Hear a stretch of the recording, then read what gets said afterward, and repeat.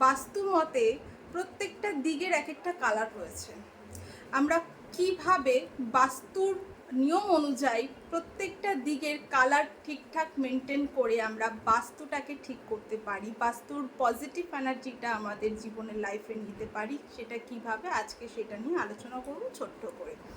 দেখো, উত্তর, পূর্ব, দক্ষিণ, পশ্চিম সব দিকটাই প্রত্যেকটার আলাদা আলাদা কালার রয়েছে। ওভারঅল সব দিকের যদি বলা হয় দুটো কালার যায় সব দিকেই যে দুটো কালার যায় সেটা হচ্ছে একটা হোয়াইট, অফ হোয়াইট এবং ব্রাউন কালার, অর্থাৎ কাঠের রং। এই দুটো কালার সব দিকেই কিন্তু ইউজ করা যাবে।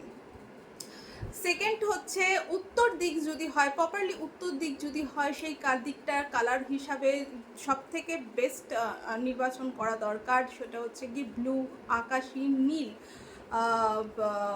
অফ হোয়াইট তো বললামই, এবং সেই দিকটা জলের গ্রিন, এই কালারগুলোকে, শ্যাওলা, এই কালারগুলো ইউজ করা প্রয়োজন রয়েছে। পূর্ব দিক আসি, পূর্ব দিকে গ্রিন কালার সব